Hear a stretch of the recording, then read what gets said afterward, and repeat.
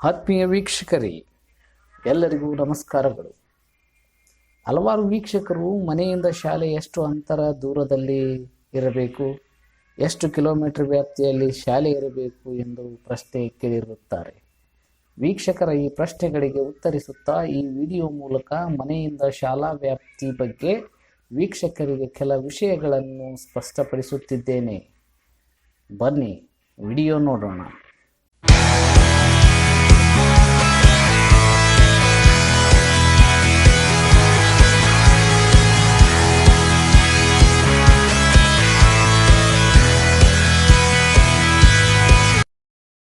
ನಮಸ್ತೆ ವೀಕ್ಷಕರೇ, ರಘು ಎಜುಕೇಟ್ ಚಾನಲ್ಗೆ ಸಬ್ಸ್ಕ್ರೈಬ್ ಆಗಿರದಿದ್ದರೆ ಸಬ್ಸ್ಕ್ರೈಬ್ ಬಟನ್ ಒತ್ತಿ, ಹಾಗೇನೆ ಲೇಟೆಸ್ಟ್ ಅಪ್ಡೇಟ್ ಪಡೆಯಲು ಬೆಲ್ ಬಟನ್ ಒತ್ತಿರಿ.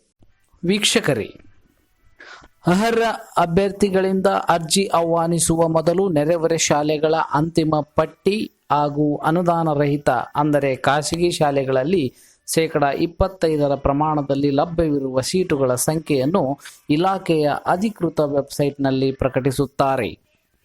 ಇಲ್ಲಿ ನೆರೆಹೊರೆ ಎಂದರೆ ಏನು ಎಂದು ಸರಿಯಾಗಿ ಅರ್ಥ ಮಾಡಿಕೊಳ್ಳಿ ಸ್ನೇಹಿತರೆ. ವಾಸಸ್ಥಳದಿಂದ ಖಾಸಗಿ ಶಾಲೆಗೆ ಇರುವ ದೂರದ ಕಿಲೋಮೀಟರ್ ವ್ಯಾಪ್ತಿ ಅಸಮಂಜಸವಾದ್ದರಿಂದ ಸರ್ಕಾರ ತನ್ನ ಆದೇಶ ಸಂಖ್ಯೆ ED4 ಮಾಹಿತಿ 2017 ದಿನಾಂಕ 3/3/2017 ಹಾಗೂ ಆದೇಶ ಸಂಖ್ಯೆ ED 2004 PGC 2017 ದಿನಾಂಕ 4/3/2017 ವಾಸಸ್ಥಳದಿಂದ ಶಾಲೆಗೆ ಇರಬೇಕಾದ ದೂರದ ಮಿತಿಯನ್ನು ರದ್ದುಗೊಳಿಸಿ ಸೆಕ್ಷನ್ 12(1)(b) ಮತ್ತು 12(1)(c) ಅಡಿಯಲ್ಲಿ ಪ್ರವೇಶಕ್ಕಾಗಿ ಅಂದರೆ RTI ಪ್ರವೇಶಕ್ಕಾಗಿ ನೆರೆಹೊರೆ ಪ್ರದೇಶದ ಮಿತಿಯನ್ನು ಈ ರೀತಿಯಾಗಿ ನಿಗದಿಗೊಳಿಸಿದ್ದಾರೆ. ಗ್ರಾಮೀಣ ಪ್ರದೇಶವಾಗಿದ್ದಲ್ಲಿ ತಾವು ವಾಸಿಸುವಂಥ ಜನವಸತಿ ಪ್ರದೇಶ ಗ್ರಾಮೀಣ ಪ್ರದೇಶವಾಗಿದ್ದಲ್ಲಿ ಸಂಬಂಧಿಸಿದ ಕಂದಾಯ ಗ್ರಾಮದ ಭೌಗೋಳಿಕ ಗಡಿ ನೆರೆಹೊರೆ ಪ್ರದೇಶವಾಗುತ್ತದೆ. ಇಲ್ಲಿ ನೆರೆಹೊರೆ ಎಂದರೆ ಏನು ಅಂತ ಸರಿಯಾಗಿ ಅರ್ಥ ಮಾಡಿಕೊಳ್ಳೋಣ. ಗ್ರಾಮೀಣ ಪ್ರದೇಶವಾಗಿದ್ದರೆ ಆ ಗ್ರಾಮ ಪೂರ್ತಿ ನೆರೆಹೊರೆ ಅಂದರೆ ಆ ಗ್ರಾಮದ ಪೂರ್ಣ ಗಡಿಯು ನೆರೆಹೊರೆ ಪ್ರದೇಶವಾಗುತ್ತದೆ. ಅಂದರೆ ಆ ಗ್ರಾಮದಲ್ಲಿ ಬರುವಂಥ ಖಾಸಗಿ ಶಾಲೆಗಳೆಲ್ಲವೂ ತಮ್ಮ ಅರ್ಜಿ ಸಲ್ಲಿಸಲಿಕ್ಕೆ ಅರ್ಹತೆಯನ್ನು ಉಳ್ಳವಾಗಿರ್ತವೆ. ನಿಮಗೆ ಯಾವ ಆದ್ಯತೆಯ ಮೇರೆ ನಾವು ಏನಪ್ಪ ಅಂದರೆ ನಮ್ಮ ಶಾಲೆಗಳ ಸಂಖ್ಯೆಯನ್ನು ನಮೂದಿಸ್ತಾ ಹೋಗಬೇಕು. ನಮ್ಮ ಮನೆಗೆ ಹತ್ತಿರವಾಗಿರುವಂಥ ಶಾಲೆ ಯಾವುದು ಫಸ್ಟ್, ಆಮೇಲೆ ಎರಡನೇ ಆದ್ಯತೆಯನ್ನು ಅದಕ್ಕಿಂತ ಸ್ವಲ್ಪ ದೂರದಲ್ಲಿರೋದು ಅಥವಾ ಉತ್ತಮವಾಗಿರುವಂಥದ್ದು, ಈ ರೀತಿ ಒಂದು ಆದ್ಯತೆಯ ಮೇಲೆ ನೀವು ನಿಮ್ಮ ಶಾಲಾ ಸಂಖ್ಯೆಯನ್ನು ನಮೂದಿಸ್ತಾ ಹೋಗಬೇಕಾಗ್ತದೆ. ಇನ್ನು ನಾವು ವಾಸಿಸುವಂಥ ಪ್ರದೇಶ ನಗರಸಭೆಯುಳ್ಳದ್ದಾಗಿದ್ದರೆ ಅಂದರೆ ನಗರವಾಗಿದ್ದರೆ ಆ ನಗರದ ಗಡಿಯೇ ಅದರ ನೆರೆಹೊರೆ ಎಂದರ್ಥ. ಅಂದರೆ ಇಲ್ಲಿ ಕಿಲೋಮೀಟರ್ ವ್ಯಾಪ್ತಿಯನ್ನು ತೆಗೆದುಹಾಕಿ ಅಲ್ಲಿ ಏನಪ್ಪ ಅಂದರೆ ಗಡಿಯನ್ನು ನೆರೆಹೊರೆ ಅನ್ನುವಂಥ ಶಬ್ದವನ್ನು ಬಳಸಿದ್ದಾರೆ.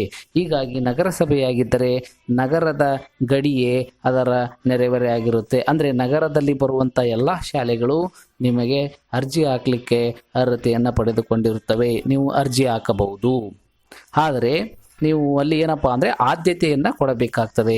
ನಮಗೆ ಮೊದಲ ಆದ್ಯತೆ ನಮಗೆ ಈ ಶಾಲೆ ಇರಲಿ, ಎರಡನೇ ಆದ್ಯತೆ ಈ ಶಾಲೆ ಇರಲಿ, ಮೂರನೇ ಆದ್ಯತೆ ಈ ಶಾಲೆ ಇರಲಿ ಅಂತೇಳಿ ನೀವು ಅರ್ಜಿ ಹಾಕುವ ಸಂದರ್ಭದಲ್ಲಿ ಆದ್ಯತೆಯನ್ನು ಕೊಡಬೇಕಾಗ್ತದೆ. ಇನ್ನು ನಾವು ವಾಸಿಸುವಂತಹ ಪ್ರದೇಶ ಟೌನ್ ಮುನ್ಸಿಪಲ್ ಅಥವಾ ಪಟ್ಟಣ ಪಂಚಾಯಿತಿ ಆಗಿದ್ದರೆ ಅದರ ಪಟ್ಟಣ ಪಂಚಾಯಿತಿಯ ಗಡಿಯೇ ನೆರೆಹೊರೆ ಆಗಿರ್ತದೆ. ಅಂದರೆ ಆ ಪಟ್ಟಣ ಪಂಚಾಯಿತಿ ವ್ಯಾಪ್ತಿಯಲ್ಲಿ ಬರುವಂಥ ಎಲ್ಲ ಶಾಲೆಗಳಿಗೂ ತಾವು ಅರ್ಜಿಯನ್ನು ಹಾಕಬಹುದಾಗಿದೆ. ಅಂದರೆ ಆ ಶಾಲೆಗಳಿಗೆ ಆದ್ಯತೆಯನ್ನು ಕೊಡಬೇಕು. ಯಾಕಂದರೆ ಈಗಾಗಲೇ ಅರ್ಜಿ ಆಹ್ವಾನಿಸುವ ಮೊದಲು ಇಲಾಖೆಯವರು ತಮ್ಮ ಅಧಿಕೃತ ವೆಬ್ಸೈಟ್ನಲ್ಲಿ ಅಲ್ಲಿ ನೆರೆಹೊರೆ ಶಾಲೆಗಳ ಅಂತಿಮ ಪಟ್ಟಿಯನ್ನು ಬಿಟ್ಟಿರ್ತಾರೆ. ಆ ಅಂತಿಮ ಪಟ್ಟಿಯಲ್ಲಿರುವ ಶಾಲೆಗಳಲ್ಲಿ ನಿಮಗೆ ಯಾವುದು ಬೇಕೋ ಅದನ್ನು ಆದ್ಯತೆಯ ಮೇರೆಗೆ ನೀವು ಅರ್ಜಿಯಲ್ಲಿ ಹಾಕಬಹುದಾಗಿದೆ. ಇನ್ನು ನಾವು ವಾಸಿಸುವಂಥ ಪ್ರದೇಶ ಮಹಾನಗರ ಪಾಲಿಕೆ ಮತ್ತು ಬೃಹತ್ ಬೆಂಗಳೂರು ಮಹಾನಗರ ಪಾಲಿಕೆ ಆಗಿದ್ದರೆ ಪಾಲಿಕೆಯ ಪ್ರತಿ ವಾರ್ಡ್ ಗಡಿ ನೆರೆಹೊರೆ ಆಗುತ್ತದೆ. ಹಾಗಾಗಿ ಅಲ್ಲಿ ಏನಪ್ಪಾ ಅಂದರೆ ಮಹಾನಗರ ಪಾಲಿಕೆಗಳಲ್ಲಿ ಪ್ರತಿಯೊಂದು ವಾರ್ಡು ನೆರೆಹೊರೆ ಆಗ್ತವೆ. ಅಂದರೆ ಆ ವಾರ್ಡ್ನಲ್ಲಿ ಈಗ ನಾವು ವಾಸಿಸುವಂಥ ಪ್ರದೇಶ 3ನೇ ವಾರ್ಡಲ್ಲಿ ಇತ್ತಂದರೆ 3ನೇ ವಾರ್ಡ್ನ ವ್ಯಾಪ್ತಿಯಲ್ಲಿ ಬರುವಂಥ ಎಲ್ಲ ಶಾಲೆಗಳಿಗೂ ನಾವು ಅರ್ಜಿಯನ್ನು ಹಾಕ್ಬೋದು. ಒಂದು ವೇಳೆ ನಾವು ವಾಸಿಸುವಂತಹ ವಾರ್ಡ್ನಲ್ಲಿ ಯಾವುದೇ ಖಾಸಗಿ ಶಾಲೆ ಇಲ್ಲ ಅಂದರೆ ಅದರ ಪಕ್ಕದ ವಾರ್ಡ್ಗಳು ಅದರ ಪಕ್ಕದ ವಾರ್ಡ್ಗಳಲ್ಲಿನ ಶಾಲೆಗಳಿಗೆ ನಾವು ಆದ್ಯತೆಯ ಮೇರೆಗೆ ಅಲ್ಲಿ ಏನಪ್ಪಾ ಅಂತಂದ್ರೆ ನಾವು ಶಾಲೆಯನ್ನ ಆಯ್ಕೆ ಮಾಡಿಕೊಳ್ಳಬಹುದು. ಅಥವಾ ನಾವು ವಾಸಿಸುವಂತ ವಾರ್ಡ್ನಲ್ಲಿ ಕೇವಲ ಒಂದೇ ಖಾಸಗಿ ಶಾಲೆ ಇದ್ದು ಪಕ್ಕದ ವಾರ್ಡ್ಗಳಲ್ಲಿ ಅಕ್ಕಪಕ್ಕದ ವಾರ್ಡ್ಗಳಲ್ಲಿ ಅನೇಕ ಖಾಸಗಿ ಶಾಲೆಗಳಿದ್ದಲ್ಲಿ ಮೊದಲನೇ ಆದ್ಯತೆಯನ್ನ ನಾವು ವಾಸಿಸುವಂತಹ ಪ್ರದೇಶದಲ್ಲಿರುವ ಶಾಲೆಗೆ ನೀಡಿ ನಂತರ ಎರಡನೇ ಆದ್ಯತೆಯನ್ನ ನಮ್ಮ ಅಕ್ಕಪಕ್ಕದ ವಾರ್ಡ್ನಲ್ಲಿರುವಂತಹ ಶಾಲೆಗಳನ್ನ ನಾವು ಆಯ್ಕೆ ಮಾಡಿಕೊಳ್ಳಲೂಬಹುದು. ಇಂತಹ ಒಂದು ಅವಕಾಶವನ್ನು ಸರ್ಕಾರ RTI ಮಕ್ಕಳಿಗೆ ನೀಡಿರುವಂಥದ್ದು. ಈ ವಿಡಿಯೋವನ್ನ ಮನೆಯಿಂದ ಶಾಲೆ ಎಷ್ಟು ಅಂತರ ದೂರದಲ್ಲಿರಬೇಕು, ಎಷ್ಟು ಕಿಲೋಮೀಟರ್ ವ್ಯಾಪ್ತಿಯಲ್ಲಿ ಶಾಲೆ ಇರಬೇಕು ಎಂದು ಪ್ರಶ್ನೆ ಕೇಳುವ ನಿಮ್ಮ ಸ್ನೇಹಿತರಿಗೆ ಮತ್ತು ಪಾಲಕರಿಗೆ ಶೇರ್ ಮಾಡಿ ಅವರು ಈ ವಿಷಯವನ್ನು ತಿಳಿದುಕೊಳ್ಳಿ ಅಂತ ತಿಳಿಸುತ್ತಾ, ಈ ವಿಡಿಯೋ ಈ ಮಾಹಿತಿ ತಮ್ಮೆಲ್ಲರಿಗೂ ಇಷ್ಟವಾಗಿದ್ದರೆ ಲೈಕ್ ಮಾಡಿ, ಕಮೆಂಟ್ ಮಾಡಿ ಹಾಗೂ ಸಬ್ಸ್ಕ್ರೈಬ್ ಆಗೋದನ್ನು ಮರಿಬೇಡಿ. ವಿಡಿಯೋವನ್ನು ವೀಕ್ಷಿಸಿದ್ದಕ್ಕೆ ತಮ್ಮೆಲ್ಲರಿಗೂ ಧನ್ಯವಾದಗಳು. ನಮಸ್ಕಾರ. ಶುಭವಾಗಲಿ.